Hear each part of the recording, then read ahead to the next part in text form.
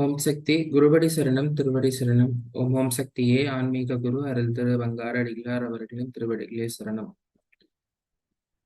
1008 போற்றி மலர்களில் 12லிருந்து 40 மந்திரங்கள் வரை ரூப வர்ணனையை அன்னை ஆதிபராசக்தியை பற்றி பேசிக்கொண்டு வருகிறோம். அதனால பெண் தெய்வங்களை வென்று தலையிலிருந்து பாதம் வரை, அதாவது கேசாதி பாதமாக வர்ணிப்பது வழக்கம். அதன் வரிசையில் நம்ம அடுத்து பார்க்கக்கூடிய அன்னையின் திருவுருவத்தில் நம்ம பார்க்கக்கூடிய பாகம் புருவங்கள்.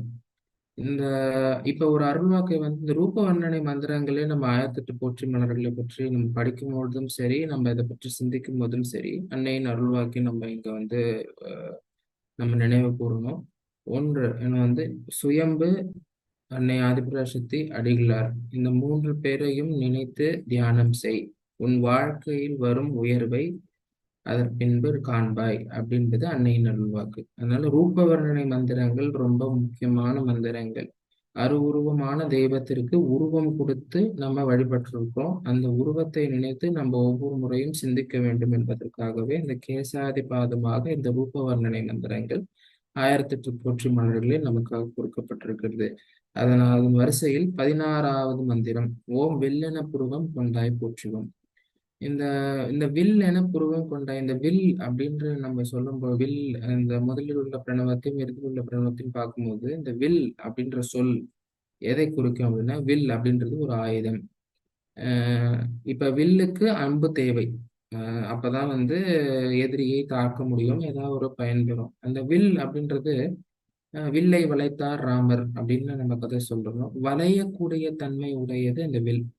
இப்ப எது வளையக்கூடிய தன்மை உடையது? இப்ப அன்னையின் அருள்வாக்கு நம்ம இங்க கொடுத்துக்கின்றோம். ஓமை போன்று வளைய வேண்டும் அப்படின்னு அன்னையின் அருள்வாக்கு ஒண்ணு சொல்லுது. எது வளைய வேண்டும்? மனம் வளைய வேண்டும். இப்ப இப்ப லலிதா திரிபுர சுந்தரியினுடைய வர்ணனையை எடுத்து பார்த்தீங்கன்னா, மனோரூபேக்ஷு கோதண்டா அப்படின்னு சொல்லிட்டு லலிதா சாஸ்திரநாமம் சொல்லுது. இந்த கரும்பு வில்லு நீங்க பாத்தீங்கன்னா, இந்த கரும்பு வில்லு நேரா இருக்காது.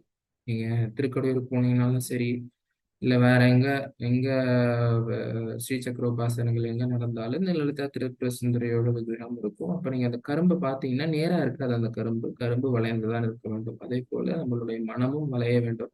எப்படி வளைய வேண்டும்?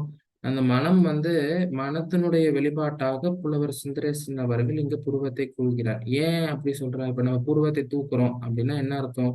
ஏதோ ஒரு கேள்வி கேட்கிறோம். புருவத்தை கீழே இறக்கிறோம் அப்படின்னா நார்மலா இருக்கும்.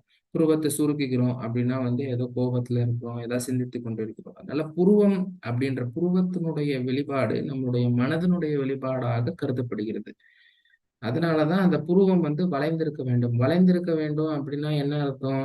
நம்மள எதற்கும் வளையக்கூடிய தன்மை, அதாவது பிளெக்சிபிலிட்டி. வாழ்க்கையில் வந்து இப்ப அம்மா அவர்கள் மதர்ஸ் டே அன்னைக்கு நான் ஒரு மிகப்பெரிய அருள்வாக்கு சொல்லியிருக்காங்க. எதையும் கஷ்டமா நினைக்க கூடாது, அதனால அம்மாவுடைய ஆசி எப்பொழுதும் உனக்கு உண்டு அப்படின்ற மாதிரி ஒரு அருள்வாக்கு சொல்லியிருப்பாங்க.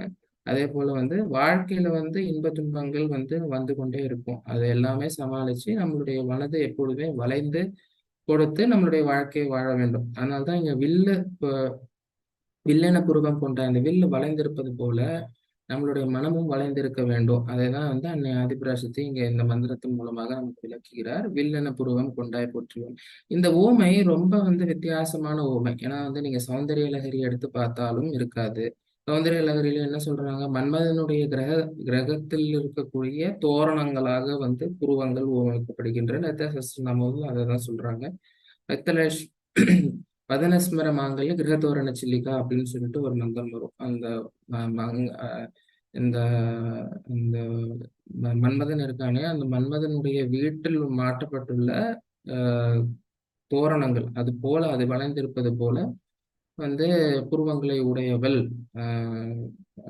லலிதா பரமேஸ்வரி அப்படின்னு சொல்லிட்டு லலிதா சஹஸ்ரநாமம் சொல்லுது. ஆனா இங்க புலவர் அதை மாற்றி வில்லென புருவம் கொண்டாய் போற்றுவோம். இது இப்ப நம்ம பார்க்கும் பொழுது இது ரொம்ப, இப்ப இந்த புலவர் நம்ம கொடுத்திருக்கிற உவமை நம்ம பார்க்கும்போது ரொம்ப நம்ம மனதினுடைய தொடர்புடைய புருவங்களாக இருக்கிறது. ஏன்னா தோரணம் ஒரு டிஸ்கண்டினியூஸா இருக்கு. மாயிலை வச்சு தோரணம் கட்டுறோம் அப்படின்னா மாயிலை சேர்த்து இருக்காது. மாயிலை தனித்தனியா தான் பிரிஞ்சு பிரிஞ்சு இருக்கும். அது மனதிற்கு உவமைப்படுத்த முடியாது. அதே போல ஆனா வில்லு நம்ம பார்க்கும்போது வில்லு ஒரு கண்டினியூஸ் கண்டினியூஸா இருப்பதை நீங்க பார்த்திருப்பீங்க. வில் வந்து தனித்தனியா இருக்காது. வில்லு தனித்தனியா இருந்தா நம்மளால அந்த ஆயுதமாக பயன்படுத்த முடியாது. அதுதான் இங்க புலவர் கொஞ்சம் மாற்றி ஆ என்ன குடுத்திருக்காரு அப்படின்னா வந்து, "வில்லென புருவம் வில்லு போல புருவம் உடையவள்" அப்படின்னு சொல்லிட்டு குடுக்குறார்.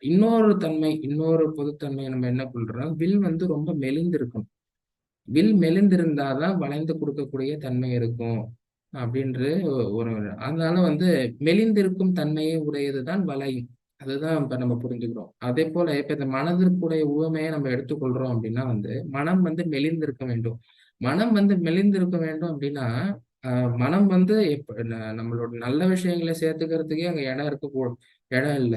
ஆனா நம்ம நெறைய வஞ்சனைகள், அதாவது நெறைய அழுக்குகளை சேர்ந்து வைக்கணும். அதுக்கெல்லாம் மனம் இடம் கொடுக்கக்கூடாது. நல்லவற்றை மட்டும் சேர்த்து வளையக்கூடிய தன்மை பெற்றிருக்க வேண்டும். அந்த மெலிந்த தன்மையை வந்து மனம் பெற்றிருக்க வேண்டும். அதுதான் இன்னொரு உவமை. இன்னொரு கண்ணோட்டத்துல நம்ம பார்க்கும்போது, வில்லு அப்படின்னு நம்ம பொதுவாக சொல்லுது. கன்டினியூஸா இருக்கணும். வளைந்து கொடுக்கக்கூடிய தன்மையாக இருக்க வேண்டும்.